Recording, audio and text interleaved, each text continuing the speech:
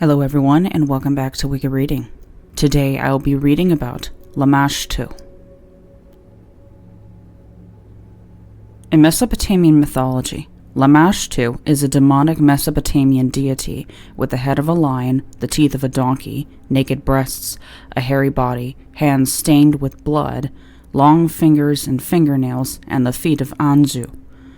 She was believed to feed on the blood of human infants and was widely blamed as the cause of miscarriages and cot deaths.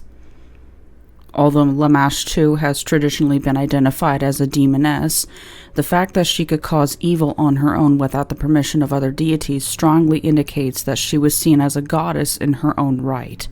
Mesopotamian peoples protected themselves against her using amulets and talismans. She was believed to ride in her boat on the river of the underworld, and she was associated with donkeys. She was believed to be the daughter of An.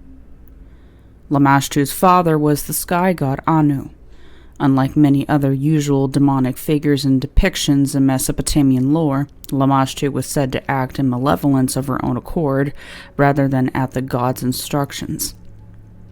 Along with this, her name was written together with the cuneiform determinative, indicating deity. This means she was a goddess or a demigoddess in her own right. She bore 7 names and was described as 7 witches and incantations. Her evil deeds included, but were not limited to, slaying children, unborns, and neonates, causing harm to mothers and expectant mothers, eating men and drinking their blood, disturbing sleep, bringing nightmares, killing foliage, infesting rivers and lakes, and bringing a bringer of disease, sickness, and death.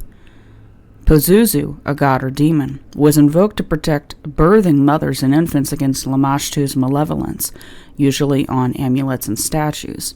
Although Pazuzu was said to be a bringer of famine and drought, he was also invoked against evil for protection and against plague, but he was primarily and popularly invoked against his fierce, malicious rival, Lamashtu. Incantation against Lamashtu. Great is the daughter of heaven who tortures babies. Her hand is a net, her embrace is death. She is cruel, raging, angry, predatory. A runner, a thief is the daughter of heaven. She touches the bellies of women in labor. She pulls out the pregnant woman's baby. The daughter of heaven is one of the gods, her brothers, with no child of her own. Her head is a lion's head.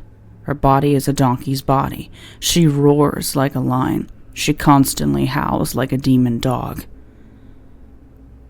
In another incantation against her, she appears to be identified with Inanna, Lamash, daughter of Anu, whose name has been uttered by the gods.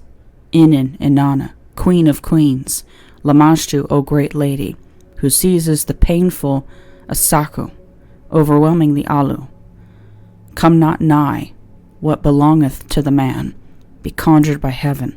Be conjured by the earth. Be conjured by Enlil. Be conjured by Ea. In modern culture, Lamashtu is a demon lord and the goddess of monsters, called the mother of beasts and mistress of insanity in the Pathfinder role-playing game. Lamashtu is the title of a 2015 audiobook by Paul E. Cooley. Lamashtu appears as the antagonist in the 2017 film Still Born. The song Lamashtu by Necrophobic on their 2018 album Mark of the Necrogram is named for Lamashtu. Lamashtu is depicted on the Ankaran sarcophagus in the video game Vampire the Masquerade Bloodlines.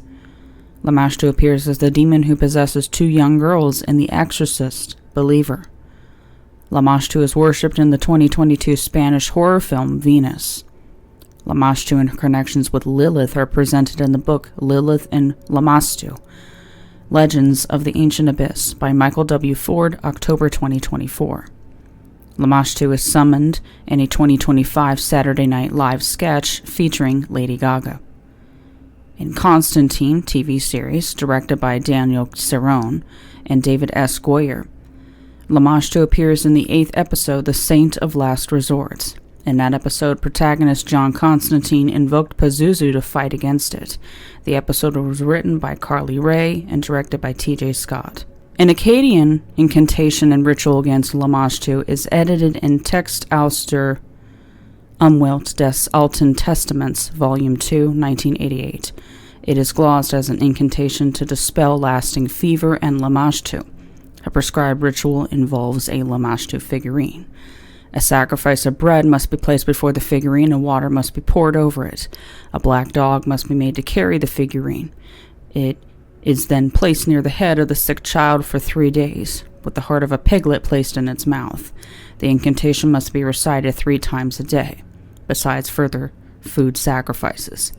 At dusk on the 3rd day, the figurine is taken outdoors and buried near the wall.